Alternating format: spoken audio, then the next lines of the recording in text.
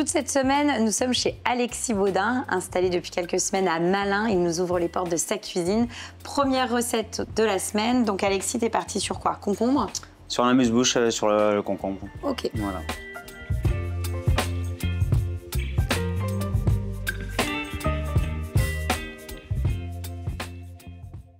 Donc là, tu fais en gros des lamelles de... Des lamelles dans le long. Des tagliatelles de concombre. On va dire ça comme ça. Ça, on va mettre dans la solution pickles. Ok. Donc là, ta solution pickles, c'est quoi? Enfin, il y a quoi dedans? Pourtant, on met eau, vinaigre blanc et sucre. D'accord. Et tu vas le laisser combien de temps minimum dans la solution pickles? là, on laisse un quart d'heure, 20 minutes. Ok, ça suffit amplement. Ouais, ça suffit. Après, au plus on va le laisser dedans, au plus il va se ramollir. Et au plus il va changer de couleur, en fait. D'accord. Et toi, tu veux quand même garder le croquant de ton concombre? Le croquant et puis la couleur.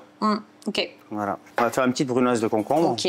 Là, tu récupères ta mandoline, parce que tu veux quelque chose d'un petit peu plus épais. Tu ne gardes pas le cœur, quoi. Si, on va le garder pour faire le jus. Ah oui, on va ok. se servir pour le concombre, pour le siphon. Ah, tu vas l'accompagner avec un siphon. Voilà. Qu'on va faire, en fin de compte, le concombre, on l'utilise entièrement. Et ensuite, donc là, tu on va tailles. faire une petite brunoise. Oui. Donc brunoise qu'on retrouvera finalement. Ça sera celle. Ce sera la base. Ok. Ça sera la base et c'est finalement la partie de la recette la plus brute, on va dire, où on retrouve vraiment le concombre basique, quoi. Donc là, c'est bon, on a coupé toute notre concombre. Hein. Donc tu débarrasses ta brunoise. Voilà. Et au niveau de l'assaisonnement, parce que j'imagine que tu veux quand même l'assaisonner, tu l'assaisonnes avec quoi? Bah, je reprends ma petite solution pickles. D'accord. Hein, que je vais verser. Donc ça va lier et assaisonner. Ça va juste donner ça un petit... remplace la vinaigrette. Voilà, on utilise tout et... Et tu vas saler quand même, j'imagine? Bien sûr. De la fleur de sel. Enfin, contre le concombre, il faut bien saler. Hein, parce que ça part, oui, c'est vrai. Bah, on a quasiment tout, on n'a plus qu'à dresser et à goûter. Donc là, on va commencer à dresser, Alexis. Donc là, on va façonner des... Tu veux quoi? Des petits rouleaux? On va faire des rouleaux. Tu ne les mets pas sur ta planche? Non. Pour les façonner, ok. Donc, on a donc une petite pince. Ok. Voilà, on prend une petite pince et en fin de compte... Ah oui, effectivement. On roule et le rouleau est fait. C'est relativement efficace. Voilà. C'est diablement efficace, je dirais même. Ok, et donc on va tous les faire les uns après les autres. Voilà. Super. Sacrée technique, hein. Comment t'as trouvé cette technique-là? Tu t'as testé parce que j'imagine que tu te les roulais avant sur ta planche. Voilà. Et là, en plus, c'est vrai que c'est nickel, hein. Attention. Qu'on égoutte bien. Ah, super. Et voilà. Oh là là. Top. Donc là, c'est bon, on a mis nos petits rouleaux. Et ensuite, donc, tu mets...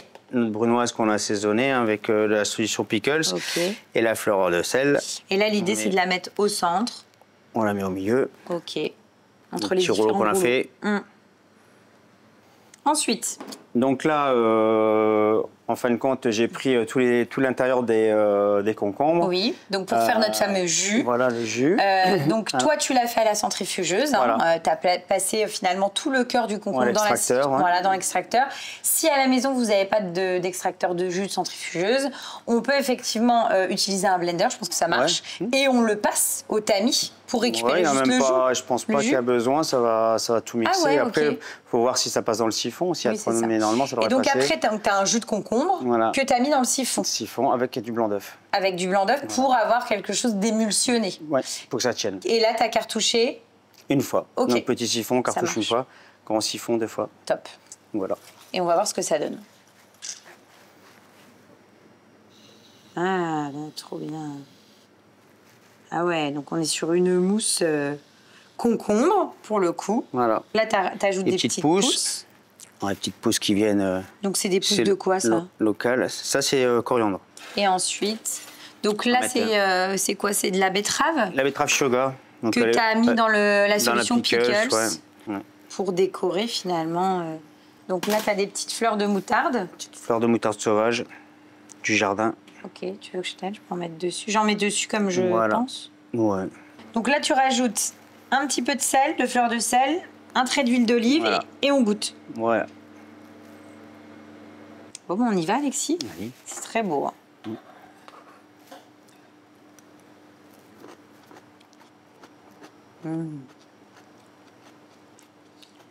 En fait, c'est top parce qu'effectivement, étant donné qu'on est sur une recette monoproduit, bah, on a bien le goût du concombre. Et on est vraiment sur un amuse-bouche ou une entrée, au choix, qui est vraiment, je trouve, très légère. Donc, dès qu'il fait chaud, on est vraiment dans une recette qui est parfaite, qui est très fraîche, voilà, qui est gorgée, effectivement, parce que le concombre, c'est principalement de l'eau. Voilà. Donc, on est vraiment sur quelque chose de très, très léger. Et au niveau, je trouve, de l'assaisonnement, le fait aussi d'ajouter des petites pousses, hop, t'as le petit peps de la coriandre qui vient aussi assaisonner l'ensemble. C'est top. Ouais. Bon jeu de texture. Ouais. Et on peut la décliner, donc on peut rajouter de la feta. D'accord. Chose qu'on fait aussi ici. Ok. Donc en gros, je peux mettre des petits bouts de feta là, avec le. Voilà, ouais. Je peux même le hacher avec le petit tartare, enfin la petite brunoise en fait. On va mélanger la brunoise. Ok, super. Nous, on fait les petites sphères pour mettre à l'intérieur. Top. Prochaine recette, qu'est-ce qu'on fait, Alexis? Donc là, on va travailler sur l'asperge blanche de la ferme des Chambérons. Et avec une émulsion un siphon, pareil, un siphon de chocolat blanc miso. Donc Alexis, on commence par quoi? Asperges? Les asperges, on va les mettre à cuire. Toi, tu les as épluchées juste avant, on les récupère. Et puis, je vais les mettre dans l'eau bouillante, salée. Voilà. Donc ça, on laisse de côté. Pendant ce temps, qu'est-ce qu'on fait? On va faire la sauce chocolat blanc en miso. Ok. Donc, on a du miso, miso blanc, du gingembre. D'accord. Et le chocolat blanc. Ok. Donc voilà, et le soja. Et donc là, tu as fait chauffer quoi? De la crème? J'ai pas fait chauffer, là je la mets à chauffer. D'accord. Je la mets à chauffer, donc je rajoute la sauce soja. Le gingembre. Oui. Voilà, et après... On laisse un peu... on mélange, on laisse infuser. Infuser, bouillir, et dans le... Et dès que c'est bon, je mets les petites pastilles de chocolat blanc dedans. Oui. En quantité, là, t'es parti sur combien? 250 de crème, 30 grammes de chocolat blanc. Ouais. Et donc, tu ajoutes une bonne cuillère de miso. Donc, le miso, c'est quoi exactement d'ailleurs? Alors, le miso, c'est des graines de soja qui sont fermentées avec un koji. Donc, on laisse fermenter pendant 6 mois. Et, ok. Bon, de toute façon, ça, maintenant, on le trouve très facilement dans les épiceries asiatiques. Asiatiques, tout à fait. Donc là, c'est bon, c'est chaud, ébullition. Chaud. Et donc, on la passe. Puisque tu ne veux pas récupérer... les morceaux de gingembre ne vont pas passer dans le siphon. Ouais. Et voilà. En gros, ton siphon, c'est ce qui va assaisonner tes asperges. Voilà. Enfin, les assaisonner. Ça va être la base. Et comment tu as eu cette idée de te dire, tiens, je vais mettre du chocolat blanc dans les asperges? Je voulais changer de l'asperge hollandaise. Et en fin de compte, les asperges, j'ai fait à... toutes les façons, toutes les façons, il n'y a pas toutes les façons, mais en fin de compte, j'avais fait beaucoup de façons, de sortes. Oui, tu les avais travaillées déjà avec plein de recettes différentes. Voilà, et après, j'avais déjà travaillé le chocolat blanc et avec du miso et la sauce soja. Et, ça fonctionnait bien. Ouais, ça marchait bien, et puis là, on a essayé avec l'asperge. Ok. Oui, en tout cas, l'idée, c'est de repartir sur l'association asperge-sauce hollandaise, quoi. C'était un peu le point de départ et comment on va partir sur siphon, ça sera une émulsion, donc... c'est comme une sauce hollandaise, qui est une sauce émulsionnée. Mais je voulais changer la traditionnelle. Donc là, c'est bon. Tout le monde. On la met en siphon. Voilà. Et donc là, on le fait au talent ou pas. Mais chez vous, vous pouvez utiliser un entonnoir. Ça marcherait aussi. Donc la tête. Ok. Et là, tu vas mettre quoi? Une cartouche, ouais. Donc là, hop. On prépare notre siphon. Et le siphon, donc, si tu veux servir ça chaud, on le maintient au chaud. Voilà. Un petit bain-marie. Donc, le siphon est prêt. Nos asperges, on va les sortir de l'eau parce que je pense que c'est pas mal. On les sert froides, les asperges? Non. Ah non, tu les laisses chaudes. Donc là, on n'a plus qu'à dresser, Alexis. Voilà. Et à goûter. Donc, tu mets ton fameux siphon chocolat blanc, gingembre, miso. Voilà, nos asperges qui sont chaudes. Tes asperges chaudes que tu coupes.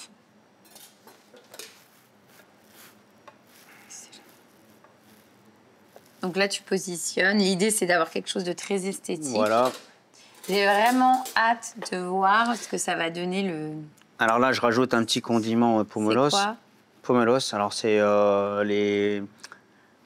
les suprêmes de pomelos plus l'écorce.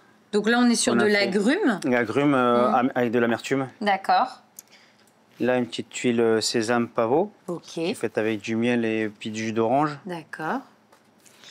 Et là, en fin de compte, c'est un papier d'asperges. Alors, avec toutes les petites chutes d'asperges blanches, on les mixe et puis on les fait déshydrater. Et ça nous fait un petit papier d'asperges vertes. Bon, on dresse la deuxième et on goûte. On y va, on goûte? Allez. Bon, on essaye de prendre un petit peu de tout. C'est le principe, je pense.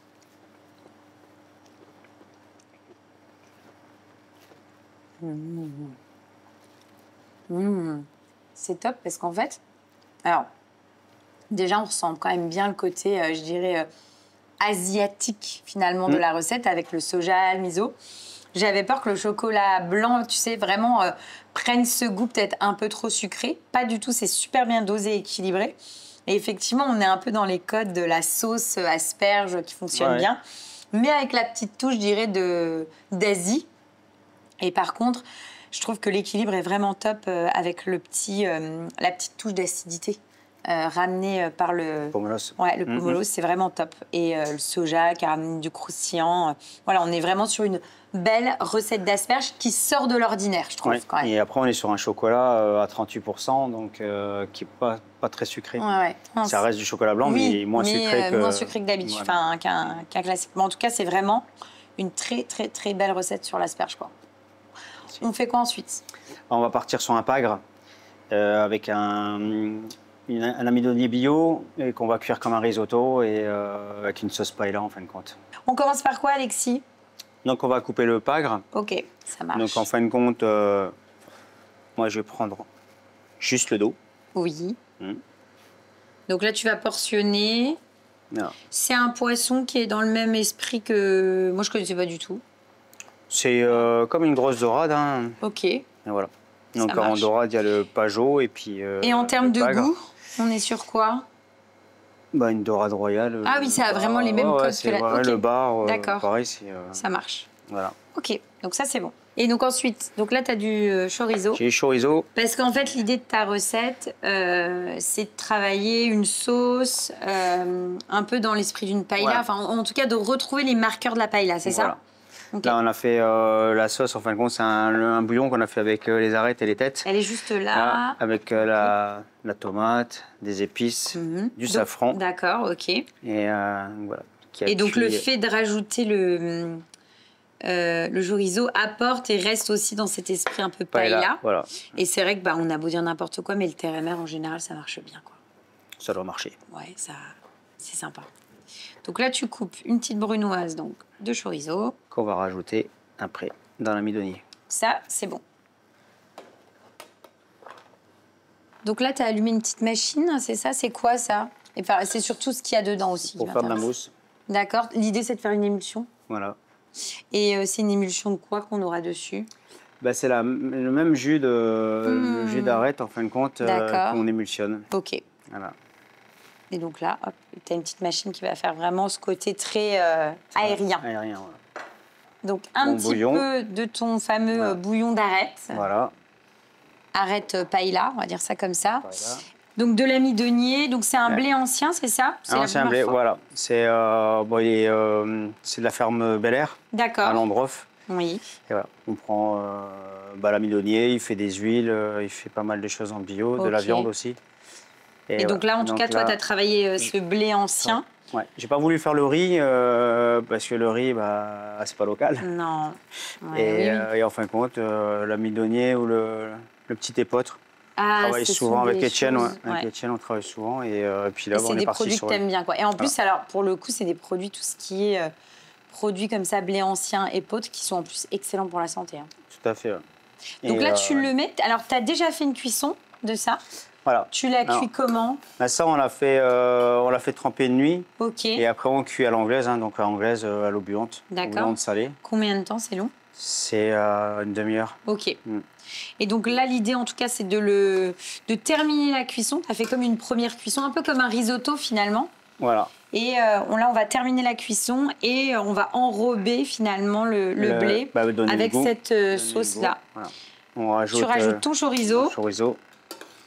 On laisse tranquillement chauffer. Voilà. On va surveiller. Oui. Ensuite, donc tu le mets de côté et après, j'imagine qu'on va cuire notre poisson. Poisson, avant, on va faire la petite tuile. Ça, c'est du tapioca. Ok. Tapioca, donc on fait cuire avec de l'eau et du sel. Okay. Et on a juste à le mettre sécher en fin de compte à l'extérieur, donc vous pouvez le faire à la maison. Ah ouais, donc ça, tu fais ton tapioca avec de l'eau, on étale sur une feuille, voilà, et ça donne ça, et quand ça sèche, ça donne ça. Voilà. Ok. Et là, tu vas faire quoi? Tu vas le tremper dans de l'huile? Dans de l'huile. Excellent. Ah, trop bien. Oh. Ça fait comme une tuile. Excellent. Ouais. Ah ouais, ça donne pour le coup. Oh, ça prend en volume, c'est fou. Ah ouais. Hein. C'est comme une tuile, une chips de crevettes. Ah. C'est pareil. Et donc là, l'idée, c'est finalement d'avoir une petite déco qui permet. C'est pour la déco, ouais. C'est sympa. Et ça donne du volume, en tout cas. Ouais. Donc on le réserve pour le dressage. Voilà. Donc là, on va cuire notre poisson. Voilà. Donc tu as fait chauffer ta poêle. Poêle Tefal. D'accord. Une huile d'olive. Une huile d'olive. On laisse chauffer. Et après, côté peau. Côté peau, toujours. Hein, on fait revenir donc notre poisson. J'écrase un peu pour éviter qu'il se rétracte de trop. Et donc là, cette recette-là, tu vas quand même la servir avec une sauce ou pas? Le jus d'arête que j'ai fait chauffer là-bas. Donc jus d'arête, c'est le même exactement que celui qu'on a utilisé. Tu le fais un petit peu réduire pour qu'il soit concentré. Voilà. Tu rajoutes pas de beurre, rien d'autre. Hein. Non. Ok. C'est juste la sauce qui est réduite. Ça réduit. C'est là, c'est ça? Voilà. D'accord. On a chauffé. Ok, qu'on est en train de chauffer. Donc finalement, on a tout. On n'a plus que le poisson à finaliser en cuisson, à attendre qu'il soit cuit. On dresse et on goûte. Voilà. Donc là, on part pour le dressage. On a tout. On est un peu dans l'esprit finalement d'un risotto. C'est-à-dire que ça a lié un peu. Et là, tout est lié avec le chorizo. Ensuite, on met le poisson. On rajoute du jus, qui soit gourmand. Alors la mousse. Ta fameuse, effectivement, mousse qui a vraiment bien moussé. Ouais, non, c'est un truc de fou. C'est comme une barbe à papa. Excellent. Donc, la fameuse chips de tapioca. Voilà. Et là, on est sur des petites pousses de quoi, ça? De moutarde. Top. Voilà. C'est très beau. Bon, on y va, on goûte. On y va. C'est divin. C'est divin. Alors, pour le coup, on a vraiment ce goût, effectivement, de paella, etc. Mais bon, de la bonne paella, quand même. Là, on est sur de la paella haut niveau. Et puis, on a beau dire n'importe quoi, le mélange terre et mer, ça fonctionne bien. Et puis, le blé, qui donne effectivement aussi de la mâche et de la texture.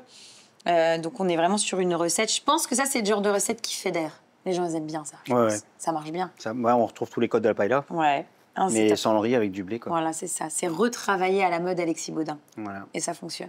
Merci. On va passer au plat, enfin à l'autre plat. Donc là, tu es parti sur une pièce de viande. Un agneau. Ok. Donc, voilà. L'agneau et puis des asperges vertes. Donc Alexis, on commence par quoi? On va cuire nos asperges. Ouais. Donc tu as des asperges vertes, des plus gros, des gabarits un peu plus importants et des plus petites. Donc 2 cuissons différentes. Voilà.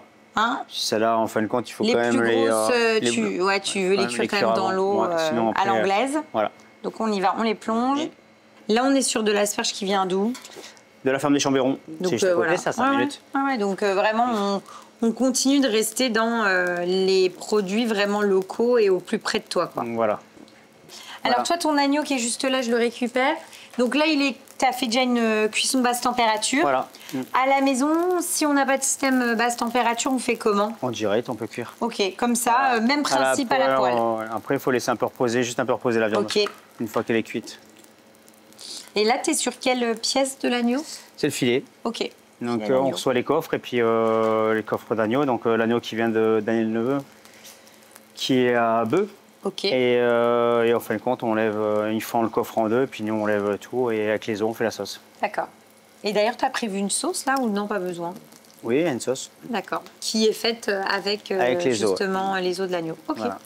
Et donc pour accompagner, tu es parti sur aussi des petits navets. C'est du petit navet, ça? Les navets, ouais. Ça a été cuit, on les cuit sous vide en poche. Hein. Ah, ok. On cuit en poche. Et, nous, à la maison, on peut faire une première cuisson à l'eau, à l'anglaise. Et à la limite, les mettre dans l'eau, effectivement. Et tu as des mini carottes avec aussi. Voilà. Toi, tu n'as pas de potager, là, à toi? Pas encore. Mais c'est l'objectif? L'objectif, ouais. Donc s'il y a un maraîcher qui cherche du boulot... tu passes le message, quoi. Je suis preneur. Les grosses asperges, tu vas quand même les poêler ou non? Oui. Ouais, okay. Ouais, on les repoêle à l'huile d'olive. Tu fais une première cuisson et après à l'eau et après effectivement tu les poêles. On va redonner un petit coup de poêle pour les assaisonner. Donc là, les petits légumes, ils ont pris déjà une belle coloration. Oui. Hop, et donc tu rajoutes, là, tu ressors tes asperges et tu vas les poêler après dans la foulée. Voilà. Donc les asperges, c'est bon. Tu veux que j'enlève ça? On y va. On n'en a plus besoin. Hop. Je mets sur le côté. Donc tu récupères ta poêle. Et là, l'idée c'est de les, comme les autres, leur donner une petite coloration. Surtout avec l'huile d'olive, quoi. Les enrober dans l'huile d'olive. Oui, que ça soit bien brillant. Voilà, je les ai pas refroidis, je les mets directement. Donc là, tu débarrasses tes petits légumes. Voilà, pour le dressage. On est vraiment dans une recette minute, là. Bah oui. Donc un petit peu de fleur de sel. Toujours. Et tu débarrasses tes asperges, les plus gros calibres. Et ensuite, on cuit la viande, j'imagine. Voilà. Dans la même poêle. Dans la même poêle. Et là, l'idée, c'est quoi? Faire une coloration de chaque côté. Bah, une belle coloration, oui. Tu veux bien les marquer. Après, la viande elle est déjà été cuite à basse température. Donc, il faut juste remettre de la chaleur, la réaction de Maillard, comme on appelle. La colorer. Oui, c'est ça. Tu veux une belle coloration, qu'elle soit finalement remise en température, mais elle est cuite en soi. Voilà. Toi, tu cuisines à l'huile d'olive? L'agneau, oui. Après, sinon, tout ce qui est bœuf, c'est huile et beurre. D'accord. Voilà. Mais c'est vrai que ta cuisine, elle est très marquée huile d'olive. C'est pas très local, ça, d'ailleurs. Mais c'est pas grave, Alexis. Non. Mais tu sais quoi? Je vais te dire que c'est pas très local, mais c'est un peu plus léger. Voilà. Parce que je trouve que ta cuisine, elle est quand même un peu plus légère. C'est-à-dire que tu montes pas tes sauces au beurre, etc. Tu rajoutes pas des tonnes et des tonnes. Non. Ça allège un peu les choses, je trouve. Après, peut-être que dans 15 ans, on aura plein d'oliviers ici. Hein. Ouais, c'est vrai. Remarque avec le réchauffement climatique, t'as raison. On n'est pas à l'abri. On fera pousser des avocats et puis des mangues. Là, on a quasiment terminé la cuisson de la viande. On va quand même la laisser reposer ou il n'y a pas besoin comme elle a cuit basse température? Non, basse température, il n'y a pas besoin. Donc nous, on va la dresser dans la foulée. À la maison, si vous l'avez cuit en direct, laissez-la reposer. On dit toujours autant de temps de cuisson que de repos. Voilà. Et donc nous, on va dresser dans la foulée et on va goûter. Donc c'est parti pour le dressage. Hop.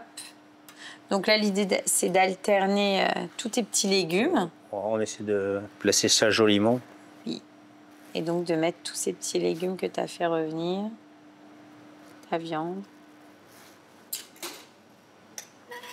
Et ensuite, la sauce pour finaliser. Super. On y va, on goûte? Merci. C'est beau.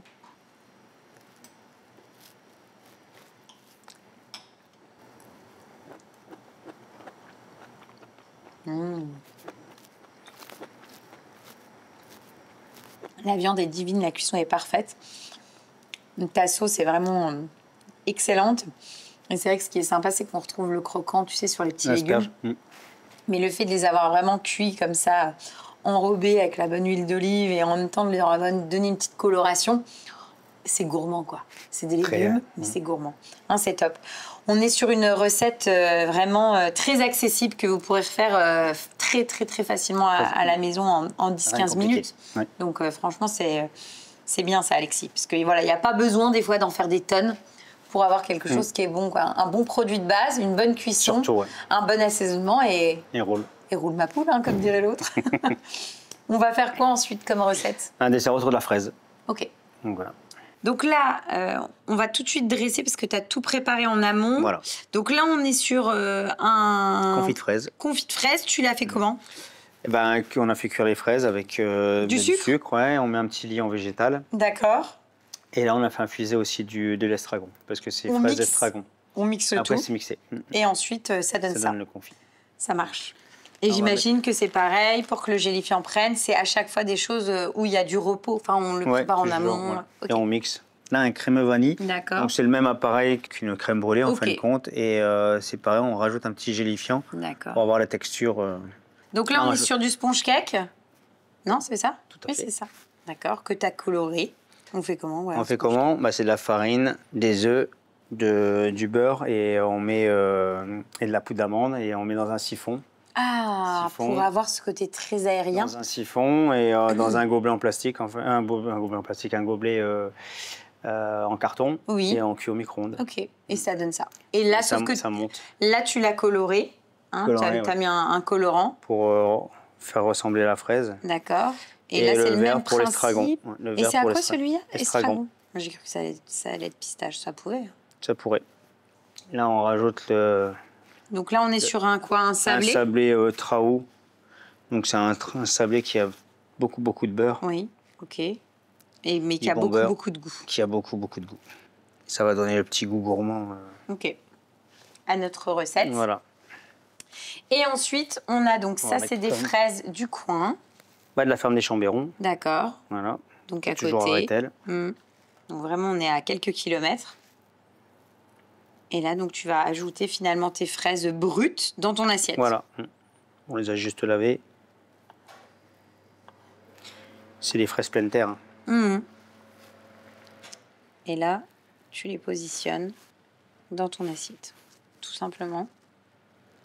Donc là, l'idée de toute façon, c'est laisser un peu, laisser aller sa créativité. Voilà. Alors je vais rajouter un gel estragon. Ok. Oui, on est vraiment sur le mariage entre la fraise, l'estragon et la vanille, quoi. Voilà. Petit biscuit. Que tu rajoutes au-dessus. Avant de mettre les petits sorbets. On termine donc par un sorbet fraise, j'imagine. C'est ça? Fraise estragon. Ok. Donc sorbet, fraise estragon, maison. Et puis une petite tuile. Une petite tuile, super. Voilà. Top. Bon, et ben on dresse la deuxième assiette et on goûte. Bon, on y va? C'est beau. Hein. Bon, l'idée c'est d'essayer de prendre un petit peu de tout. C'est top. C'est top parce que on est vraiment sur un dessert, je dirais, qui arrive à allier la gourmandise, la fraîcheur et en même temps, et d'ailleurs la fraîcheur qui est apportée par l'herbe, c'est l'estragon. L'estragon. Ça se marie vraiment très bien avec la fraise. Et puis voilà, en fonction de là où on est, on va avoir quelque chose, un goût différent finalement. Et ouais, c'est ça ce que je voulais dire, c'est qu'effectivement, ça allie les 3 choses pour moi importantes dans un dessert. C'est gourmand, il y a un côté très aérien et très frais. Donc non, c'est un beau dessert. Et en plus, c'est très joli. Top. Merci Léa. Ben, de rien. Du coup, Alexis, merci à toi de nous avoir accueillis. Comme d'habitude, c'est vrai que quand on vient ici, on passe toujours un bon moment. Enfin, c'était même la première fois ici dans la nouvelle cuisine. Ouais, dans la nouvelle cuisine. Donc, on reviendra te voir cet hiver, par exemple.